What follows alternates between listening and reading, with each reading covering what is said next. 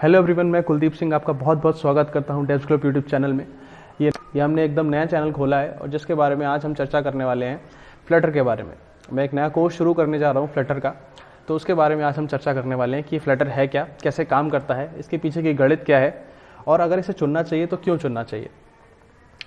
तो फ्लटर अगर बहुत मोटा मोटा बोलूँ तो एक SDK है, सॉफ्टवेयर डेवलपमेंट किट, जो कि अभी के लिए फ़िलहाल मोस्टली मोबाइल ऐप्स बनाने के काम आता है। लेकिन भविष्य में ऐसी कोई स्क्रीन नहीं होगी जिसकी ऐप्स फ्लटर की मदद से ना बनी हो, या फ्लटर या फिर शायद इसके कंपटीशन में कोई और फ्रेमवर्क इसके जैसा आ जाए जिसकी मदद से ना बनी हो। अभी स्क्रीन्स आपको हर जगह देखने को मिलती हैं। आपको स्क्रीन्स फ्रिज पे मिलेंगी, मिरर्स पे मिलेंगी, बस स्टॉप पे मिलेंगी, हर जगह आपको स्क्रीन देखने को मिल रही है। तो डेवलपर्स के लिए बड़ा मुश्किल हो गया था कि हर स्क्रीन के हिसाब से ऐप्स कैसे हम मैनेज करें। तो गूगल ने सोचा क्यों ना ऐसा कुछ बना दिया जाए जिससे कि हम किसी भी स्क्रीन के हिसाब से ऐप्स बना सकें।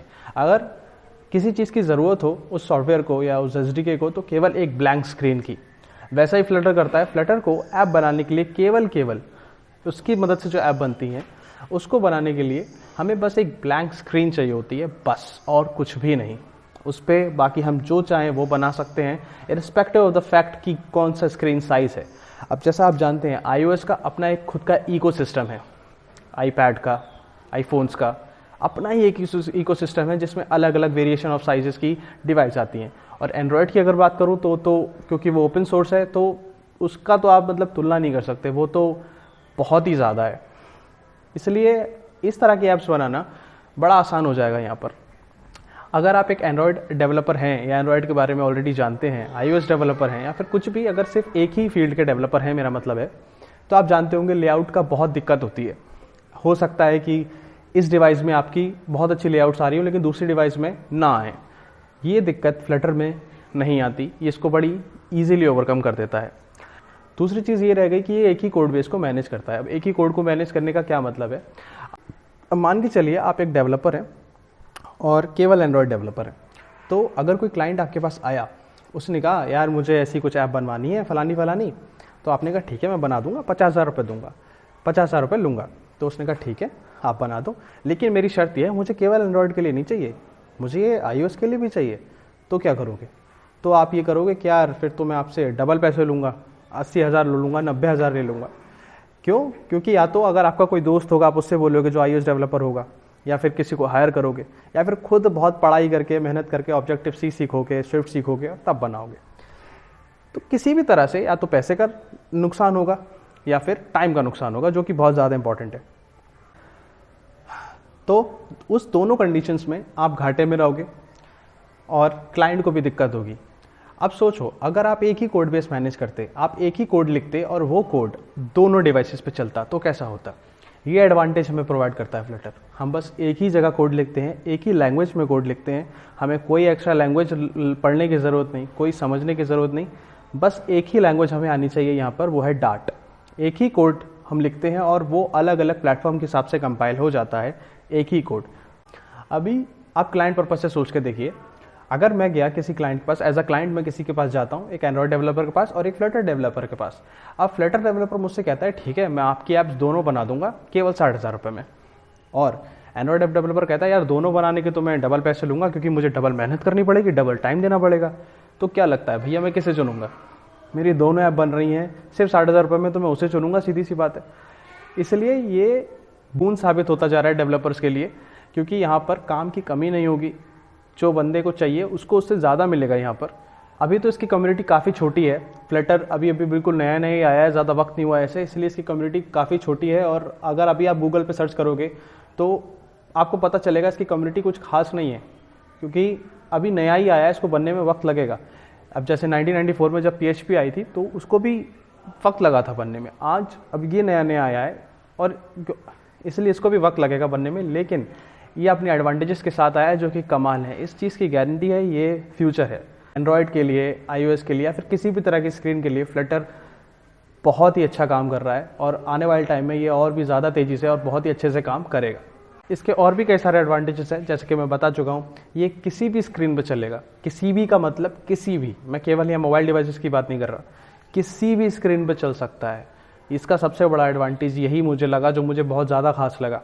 दूसरा यही कि ये कोड बेस एक ही कोड बेस पे मैं अलग अलग काम कर सकता हूँ, मुझे कोई परेशानी नहीं है। तीसरा इसका फीचर जो बहुत कमाल का है वो रीलोड का फीचर है। आप बस एक बटन के प्रेस करने पर अपनी जो भी डिज़ाइन आपने चेंज किया है तुरंत आपको अपनी फिजिकल डिवाइस पे देखने को मिलेगा, जो कि बहुत ही आसान कर देता है काम। चौथी चीज़ ये है, अगर आप एक वेब डेवलपमेंट के एनवायरनमेंट से आ रहे हो तो आपको ये समझने में काफ़ी आसान होगा। आसान इसलिए होगा क्योंकि इसमें बहुत सी चीज़ें हैं जो वेब डेवलपमेंट से मिलती जुलती हैं। आने वाले बहुत से बहुत 5 सालों में आपको पता चल जाएगा कि इसकी एक्चुअल वैल्यू क्या है। आने वाले टाइम में हर जगह आप फ्लटर सुनोगे, हर जगह फ्लटर सुनोगे, क्योंकि यही फ्यूचर है, इसमें कोई शक नहीं है। आने वाले वक्त में फ्यूशिया ऑपरेटिंग सिस्टम आने वाला है, जिसकी डिमांड ही नेटिव ऐप्स होंगी, या rather I should say hybrid apps होंगी जो कि नेटिव बन जाएंगी बाद में। और इस वक्त क्वारंटाइन के टाइम तो ये एकदम हमारे लिए बहुत ही ज़्यादा फेवरेबल टाइम है एक नई टेक्नोलॉजी समझने के लिए, लर्न करने के लिए। अगर आपको ज़रूरत है कुछ इसको शुरू करने से पहले, तो बस आपको बेसिक कोडिंग की नॉलेज होनी चाहिए, चाहे किसी भी लैंग्वेज से हो, मैटर नहीं करता। बस बेसिक कोडिंग की नॉलेज होना बहुत ज़रूरी है। और अगर आप एकदम नए हो, आपको कोडिंग की नॉलेज बिल्कुल नहीं है, तो मैं कहूँगा आपसे कि किसी भी लैंग्वेज को पकड़ो। यूट्यूब पे आपको हज़ारों कोर्सेज मिल जाएंगे, बस बेसिक नॉलेज ले लो, वो बहुत ज़रूरी है कि इफ एल्स कैसे काम करता है, लूप्स क्या होते हैं, कैसे काम करते हैं, पीछे की गणित क्या है, ये सब बहुत ज़्यादा ज़रूरी है। तो इस चीज़ की नॉलेज आप रखो, उसी के बाद ये कोर्स आपके लिए कारगर साबित होगा। अब बहुत बात हो गई इसके एडवांटेजेस की, तो कुछ डिसएडवांटेजेस के बारे में बात कर लेते हैं। इसका बस मुझे एक ही दो डिसएडवांटेजेस लगे, इतने कोई बड़े बड़े नहीं लगे। इसका डिसएडवांटेज एक ये है कि जैसे आप एंड्रॉयड की मदद से, अगर आप सिंपल नेटिव एंड्रॉयड में ही कोड कर रहे हो, तो ऐसा होता है कि आपको मोबाइल का डिवाइस का कैमरा अगर एक्सेस करना है, या गैलरी एक्सेस करनी है, कॉन्टैक्ट्स एक्सेस करने हैं, तो सीधे सीधे कर सकते हो। सिंपल एक फंक्शन है या फिर कोई भी तरीका है, उसकी मदद से कर सकते हो। लेकिन यहाँ ऐसा नहीं होता, आपको एक प्लगइन की हेल्प लेनी पड़ेगी, एक लाइब्रेरी की हेल्प से ऐसा करना पड़ता है। बस यही तरीका है जो मुझे एक लगा कि सम वॉट थोड़ा सा डिसएडवांटेज लगा, लेकिन फिर भी वो बियरेबल है। इसका एडवांटेजेस के आगे काफ़ी हद तक वो बियरेबल है, तो उसको नकारा जा सकता है। बस एक यही चीज़ है। अब ये तो बात हो गई कि आप फ्लटर में ऐसा क्या सीखोगे। अब यहाँ बात है कि फ्लटर के भी तो 100 कोर्सेज मिल जाएंगे, इस कोर्स में अलग क्या होगा। बेसिकली क्या होता है, डेवलपमेंट की दुनिया जितनी दूर से देखने में अच्छी लगती है उतनी है नहीं, क्योंकि आधे ज़्यादा अगर आप देखोगे जो बेसिक डेवलपर्स हैं, जिन्होंने अपने आप से काम शुरू कर दिया है थोड़ी बहुत चीज़ें सीख के, मैं किसी को गलत नहीं कह रहा, बस इतना कह रहा हूँ कि हाँ, एक तरीका होता है कोडिंग का, वो लोगों को अभी तक शायद अच्छे से नहीं पता। आपको क्या लगता है कौन सी फाइल ज़्यादा मैनेजेबल होगी? एक वो फाइल जिसमें आपको 1000-2000 लाइन का कोड लिखा है, और एक वो फाइल जिसमें केवल 10-15 लाइन का कोड लिखा है। सीधी सी बात है, 10-15 लाइन का कोड लिखा है। बेसिकली लोग इनहेरिटेंस जैसे कंसेप्ट्स को, इंटरफेस जैसे कंसेप्ट्स को यूज़ ही नहीं करते डेवलपमेंट में, जबकि ये तो की है। अगर यही यूज़ नहीं करोगे तो फिर कैसे?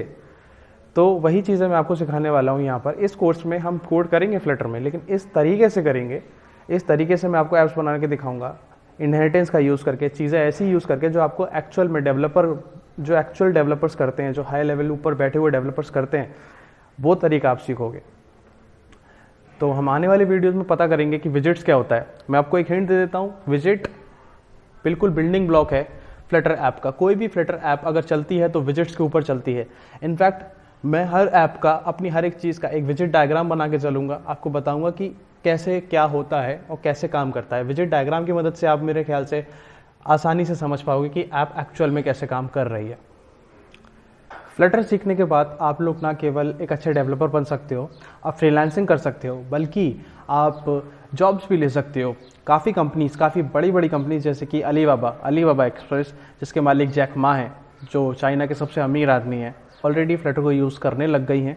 अगर आप चाहें तो गूगल पे देख सकते हैं कि अलीबाबा एक्सप्रेस ऑलरेडी फ्लटर को यूज़ कर रही है। आने वाले वीडियोस में आपको बहुत कुछ देखने को मिलेगा, विजिट्स के बारे में, अलग अलग चीज़ों के बारे में, कैसे क्या उसका फीचर्स हैं, और कहाँ पे कोड ब्रेक होता है, कैसे नहीं होता है, कैसे क्या काम करना चाहिए, सही तरीका क्या है, बहुत कुछ सीखेंगे। तो बस आप इस कोर्स से बने रहें। तब तक के लिए गुड बाय।